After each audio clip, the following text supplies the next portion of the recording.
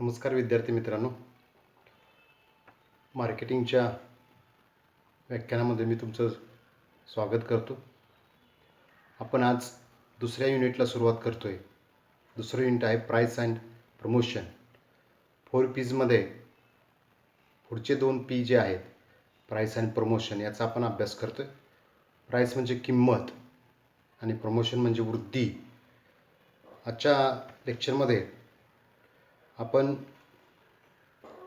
या किंमत आणि त्या संदर्भातला अभ्यास करणार आहोत. वृद्धी हा नंतर आपण पार्ट लक्षात घेणार आहोत.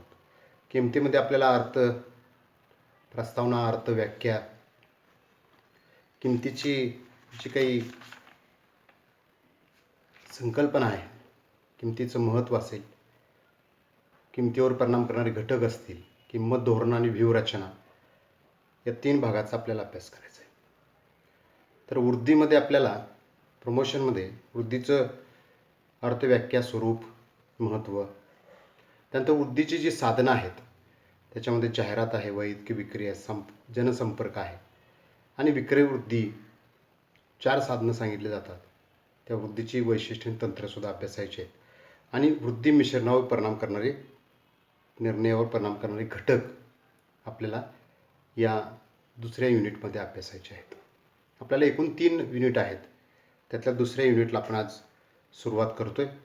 किंमत हा अतिशय संवेदनशील घटक आहे आणि किंमत हा ग्राहकाच्या खरेदी निर्णयावर प्रभाव टाकणारा सर्वात महत्त्वाचा घटक आहे, म्हणून त्याला आपण संवेदनशील म्हणतो. हे कोणत्याही वस्तू किंवा सेवेसाठी ग्राहक देत असलेली रक्कम म्हणजे किंमत, हे आपल्याला माहिती आहे. किंमत हा विपणन मिश्रणात एक महत्त्वाचा सेकंड P 4 P's मधला आहे, हे आपल्याला माहिती आहे. प्रत्येक व्यवसाय संस्थेचा किंमत हा उत्पन्नाचा प्रमुख स्रोत असतो. उत्पादक जो वस्तूंची निर्मिती करण्यासाठी खर्च करतो, वितरण करण्यासाठी, विक्री करण्यासाठी, ग्राहकापर्यंत पोहोचवण्यासाठी, तो सर्व खर्च त्याला किंमतीमधून मिळत असतो. त्यामुळं या किंमतीवर नफा किंवा तोटा अवलंबून असतो. आणि आपल्याला माहिती आहे, सर्व समाजामध्ये रूढ अशी गोष्ट आहे की किंमत ही वस्तूची गुणवत्ता दर्शवित असते. जास्त किंमत म्हणजे जास्त क्वालिटीची वस्तू, असा सर्वसाधारण समज आपल्या समाजामध्ये असलेला दिसतो. तर थोडीशी डिटेलमध्ये आपण प्रस्तावना लक्षात घेऊया. सर्वसाधारणपणे उच्च गुणवत्तायुक्त वस्तूंची किंमत अधिक, तर कमी दर्जाच्या वस्तूची किंमत कमी असते. या सगळ्या गोष्टी तुम्हाला सहजपणे लक्षात येतात. पण ग्राहक विशिष्ट किंमत द्यायला का तयार होतो किंवा त्यानं का तयार व्हावं, या संदर्भातला अभ्यास आपल्याला डिटेलमध्ये करणं या ठिकाणी अपेक्षित आहे. ग्राहक त्यांची खरेदी क्षमतेनुसार किंमतीच्या आधारावर वस्तू किंवा सेवेची निवड करत असतात. ज्यांना जास्त किंमतीच्या वस्तू घेणं आर्थिकदृष्ट्या परवडणार असतं ते त्या घेतील. पण ज्यांना परवडत नाही, उदाहरणार्थ गरीब लोक असतात, कमी उत्पन्न गटातील लोक असतात, दारिद्र्य रेषेखालील लोक असतात, त्यांना महागड्या वस्तू परवडत नाहीत. त्यांची घ्यायची इच्छा नसते असं नाही, किंवा ते घेत नाहीत असंही नाही. काही वेळेला कर्ज काढून, अन्य काही उचापती करून, पैशाची उपलब्धता करून ते काही वेळेला वस्तू, जर त्यांची इच्छा तीव्र झाली असेल तरी घेताना आपल्याला दिसतात. विशिष्ट किंमतीशिवाय कोणत्याही वस्तू किंवा सेवांची अदलाबदल करता येत नाही. मग किंमत जे आहे ते उत्पादकाकडून ग्राहकाकडं वस्तू स्थलांतर करण्याचं किंवा अदलाबदल करण्याचं एक चांगलं माध्यम आहे असं आपण म्हणतो. विनिमयाचं माध्यम आपण पैसा म्हणतो, पण पैसा ही जी किंमत आहे पैशाच्या स्वरूपामध्येच ठरवली जाते. विक्रीसाठी किंमत ही महत्त्वपूर्ण भूमिका बजावते. आणि सुरुवातीला मी जे म्हटलं, किंमत हा संवेदनशील घटक आहे. हे वाक्य खूप महत्त्वाचं आहे. किंमत हा संवेदनशील घटक आहे. का संवेदनशील घटक आहे? तर वस्तूची किंमत समजल्यानंतर काही ग्राहक खरेदी करण्याचा किंवा न करण्याचा त्वरित निर्णय घेतात, म्हणून संवेदनशील आहे. किंमत सांगितली 100 रुपये, नको. किंमत सांगितली 80 रुपये, द्या. एका क्षणात फ्रॅक्शनमध्ये तो निर्णय ग्राहक करीत असतात, कारण त्यांना त्यांच्या खिशाची, त्यांच्या पर्समध्ये असणाऱ्या पैशाची क्षमता माहिती असते.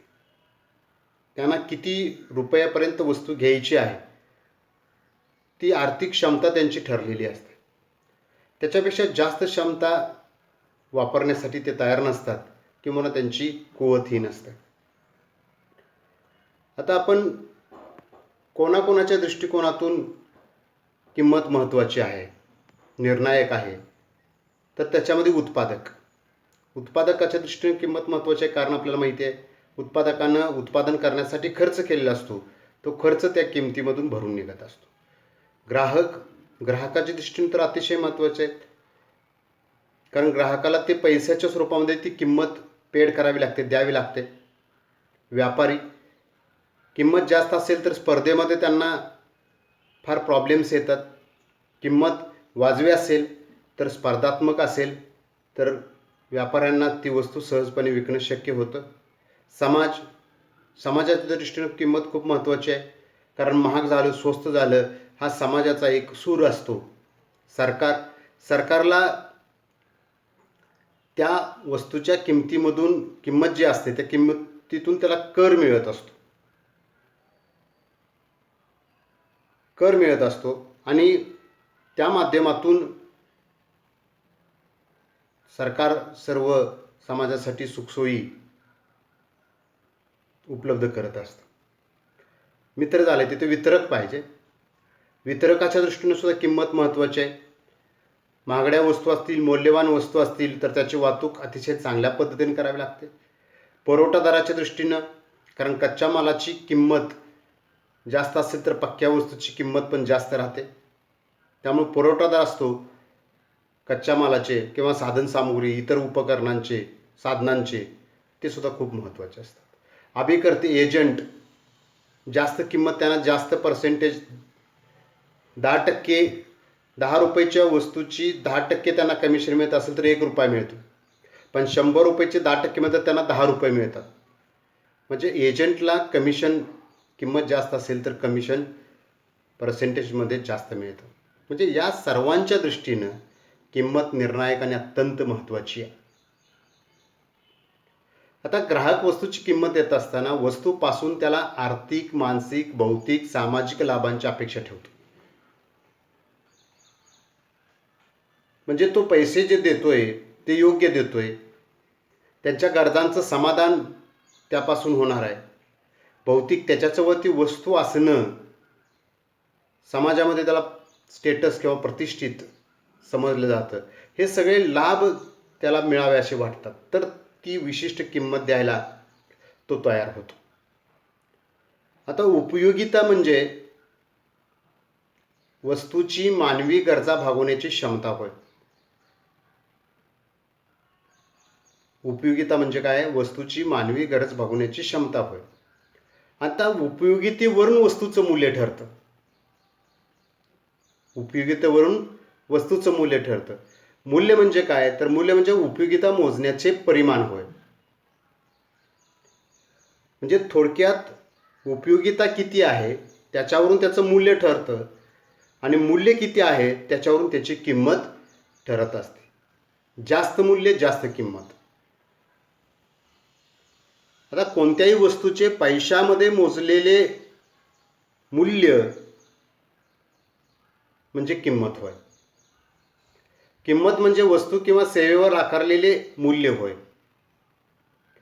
किंमत ही एखाद्या वस्तू किंवा सेवेसाठी आकारलेली रक्कम असते, जी ग्राहकांशी देवाणघेवाण करून वस्तू किंवा सेवेचा मालकीचा लाभ घेते. आता आपल्याला कोणत्याही वस्तू किंवा सेवेसाठी ग्राहक देत असलेले मूल्य म्हणजे किंमत होय. अशा वेगवेगळ्या व्याख्या इथं आपण पाहतोय. म्हणजे ग्राहक त्या वस्तूसाठी किती पैसे द्यायला तयार आहे त्याला किंमत असं म्हणतो. उत्पादक त्याने त्या वस्तू तयार करण्यासाठी किती खर्च केला त्याच्यावरून किंमत ठरत असते. किंमत ठरवण्याचे वेगवेगळे प्रकार आहेत, पद्धती आहेत. आणि याच्यामध्ये आपण एक गोष्ट महत्त्वाची लक्षात घेतली पाहिजे की किंमत जी आहे ती किंमत वेगवेगळ्या नावाने ओळखली जाते. श्रमाचे मूल्य असेल, आपण श्रम करतो, त्याचं मूल्य काय मिळतं तर वेतन, मजुरी, पगार. आता हे सगळं आपल्याला जे मिळत असतं ते पैशाच्या स्वरूपातच मिळत असतं.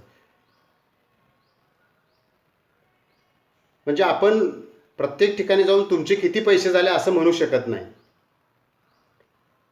तुमचा किती पगार झाला, तुमचं वेतन किती, तुमची मजुरी किती असं म्हणतो.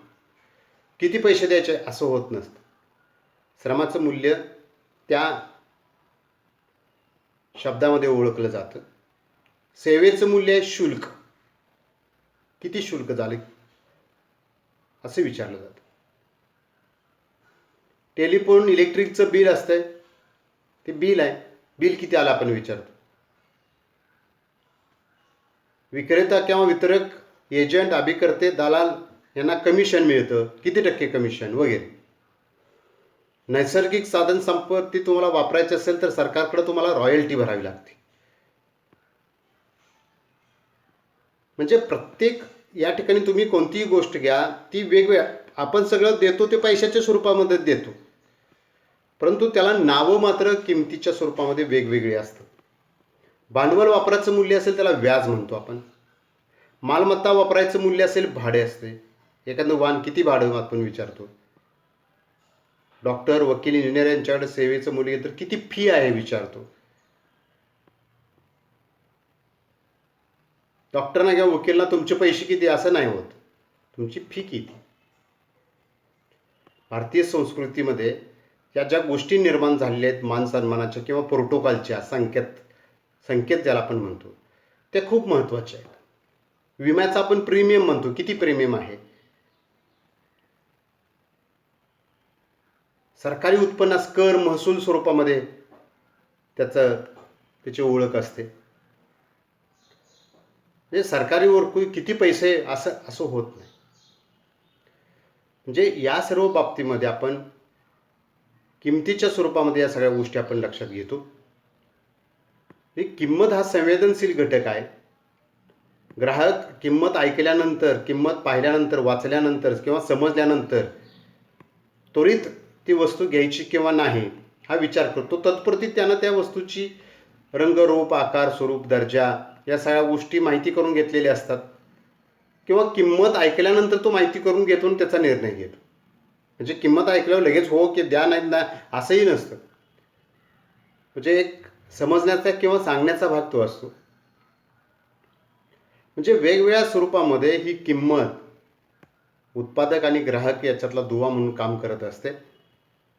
वस्तूची जी किंवा सेवेची अदलाबदल होत असते ती या किमतीच्या माध्यमातून होत असते. किंमत एक त्याला खूप महत्त्वाचं स्थान त्याच्यामध्ये असतं, त्याचं लक्षण असतं, हे आपण लक्षात घेणं आवश्यक आहे.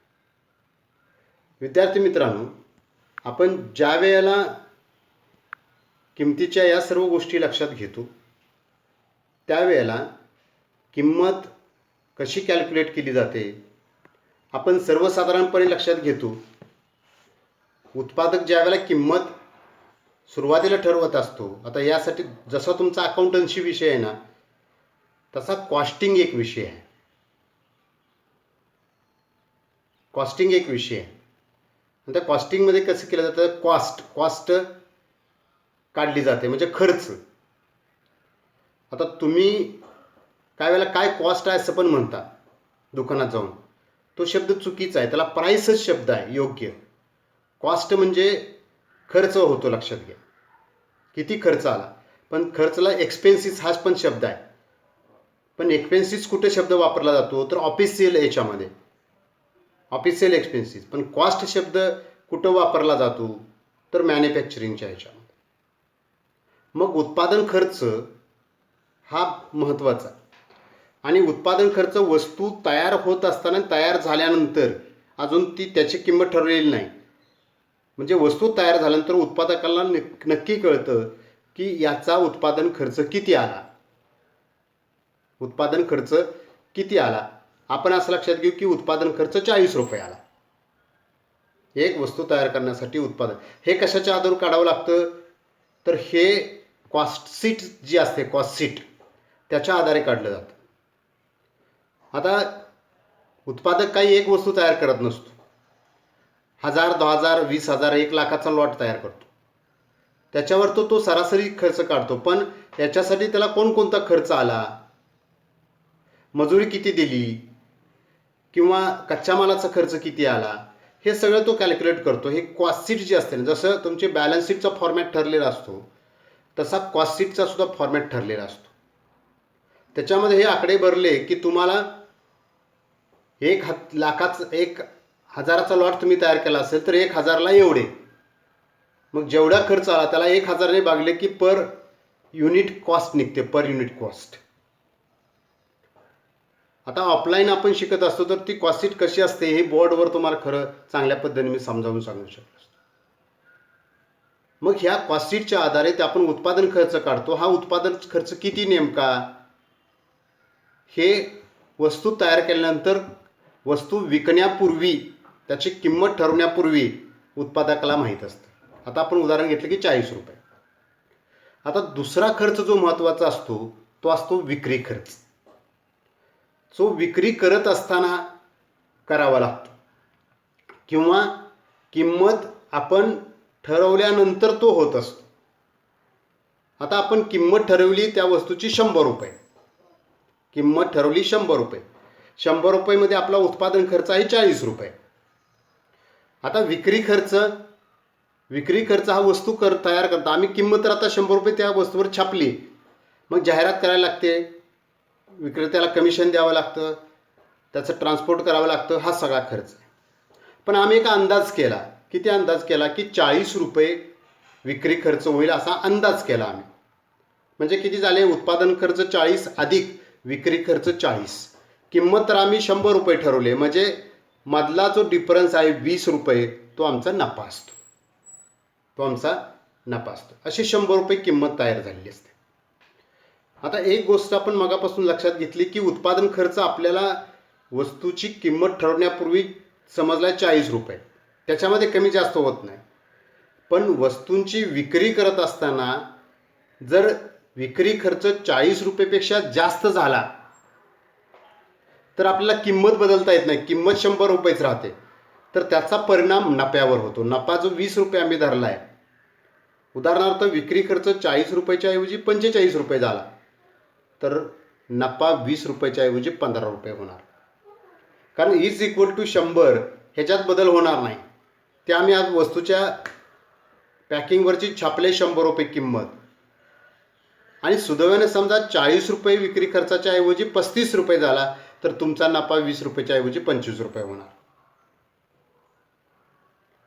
म्हणजे ही एक जनरल पद्धत मी तुम्हाला सांगितली.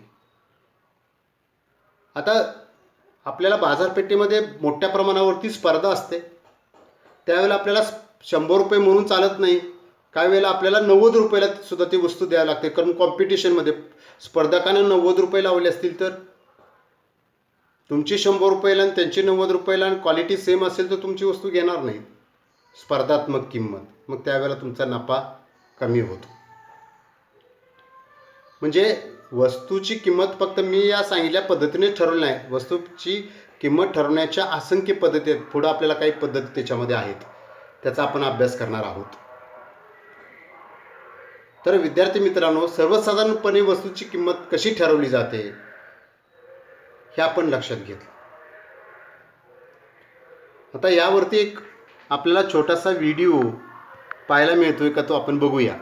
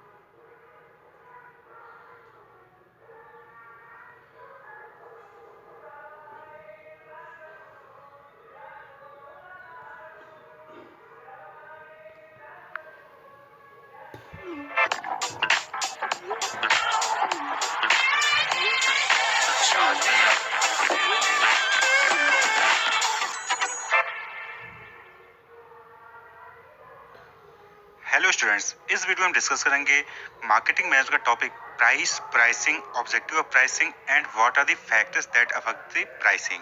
तो चलिए स्टार्ट करते हैं। तो प्राइस क्या होता है? सबसे पहली चीज, तो प्राइस क्या है? Price is the amount of money paid by a buyer in consideration of the purchases of a product. यानी कि कोई भी जो बायर है वो जो प्रोडक्ट परचेज करता है सेलर से, उसके बदले उसको जो अमाउंट ऑफ मनी देता है उसी को हम क्या कहते हैं?